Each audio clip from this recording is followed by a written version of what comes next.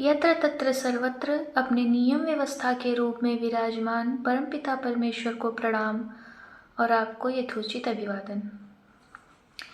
यदि आप मनुष्य हैं तो आपको यह सदैव स्मरण रखने की आवश्यकता है कि मनुष्य जीवन को स्वस्थ, सुंदर और सार्थक बनाने के लिए अनिवार्य रूप से 5 दिव्य मूल तत्वों को अपने भाव, विचार, व्यवहार में धारण करने की अनिवार्य आवश्यकता होती है, जिनके नाम हैं नंबर 1 संपूर्ण सच्चा ज्ञान, नंबर 2 ईश्वर प्रार्थना, नंबर 3 संतुलित एवं पौष्टिक शुद्ध शाकाहार, नंबर 4 व्यायाम, नंबर 5 स्वास्थ्य रक्षक, स्वास्थ्यवर्धक आयुर्वेदिक औषधियाँ।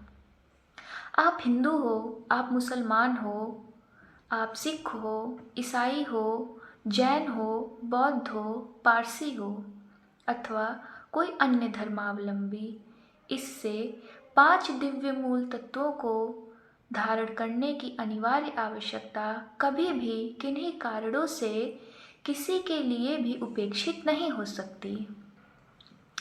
मनुष्य जीवन को स्वस्थ, सुंदर और सार्थक बनाने वाले इन 5 दिव्य मूल तत्वों में से संपूर्ण सच्चा ज्ञान नामक पहला दिव्य मूल तत्व सर्वशक्तिमान ईश्वर, जीवात्मा और प्रकृति को अपने अंदर समाविष्ट किए हुए हैं। आजकल मैं संपूर्ण सच्चा ज्ञान नामक प्रथम दिव्य मूल तत्व के अंतर्गत सर्वशक्तिमान ईश्वर विषय को कुरान के आधार पर स्पष्ट कर रही हूँ। पवित्र कुरान में सर्वशक्तिमान ईश्वर को अल्लाह ताला कहा जाता है। अल्लाह ताला को आज तक किसी ने पूरी तरह से देखा नहीं, पूरी तरह से जाना नहीं, पूरी तरह से समझा नहीं, लेकिन जब मानने की बात आई तो लगभग सभी लोगों ने यह माना कि समस्त दृश्य अदृश्य ब्रह्मांड का सृजन, पालन और संहार करने वाली कोई न कोई एक अदृश्य शक्ति अवश्य है। फिर क्या था, जिसकी बुद्धि से जो समझ में आया उसने उसी तरह से उस अदृश्य शक्ति को देखना, सुनना, जानना, समझना और मानना शुरू कर दिया। एक इस्लामिक मान्यता के अनुसार हज़रत मोहम्मद साहब ने उस अदृश्य शक्ति को अल्लाह ताला का नाम दिया और फिर अल्लाह ताला के गुण, कर्म और स्वभाव का वर्णन करते हुए लोगों को यह बताया कि अल्लाह ताला बड़ा मेहरबान और निहायत रहम वाला है। इसलिए हे मुसलमानों, कोई भी काम शुरू करने से पहले अल्लाह ताला का नाम याद कर लिया करो।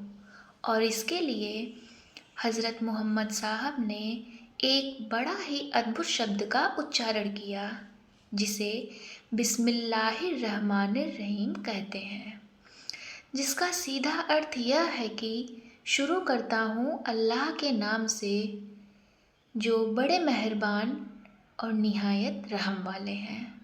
हज़रत मोहम्मद साहब के लिए बिस्मिल्लाहिर्रहमानिर्रहीम शब्द का क्या और कितना महत्व हो सकता है, इसका अंदाज़ा आप इस एक इस्लामिक मान्यता से लगा सकते हैं, जिसमें वो बिस्मिल्लाहिर्रहमानिर्रहीम शब्द की महिमा का वर्णन करते हुए कहते हैं कि जो भी आसमानी किताबें हैं उनमें लिखी हुई सभी तालीम पवित्र कुरान में मौजूद है और जो पवित्र कुरान में मौजूद है उसका निचोड़ सूराए फातिहा में है और इस सूराए फातिहा का निचोड़ बिस्मिल्लाहिर्रहमानिर्रहीम है।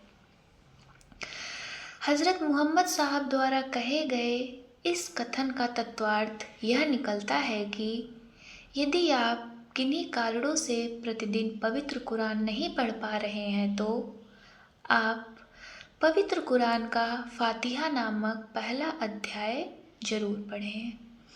और यदि किन्हीं कारणों से आप फातिहा नामक अध्याय नहीं पढ़ पा रहे हैं तो बिस्मिल्लाहिर्रहमानिर्रहीम ही पढ़ लें। ऐसा करने से मनुष्य जीवन को स्वस्थ, सुंदर और सार्थक बनाने के लिए अनिवार्य रूप से आवश्यक सर्वशक्तिमान ईश्वर की आवश्यकता पूरी हो जाएगी। अपने मनुष्य जीवन को स्वस्थ, सुंदर और सार्थक बनाने के लिए आप बिस्मिल्लाहिर्रहमानिर्रहीम कहेंगे या नहीं कहेंगे, इसके लिए आप पूरी तरह से स्वतंत्र हैं। सर्वशक्तिमान ईश्वर विषयक कुरानी चर्चा परिचर्चा क्रम में आज बस इतना ही। शेष आगामी वीडियो में। ओम शांति शांति शांति।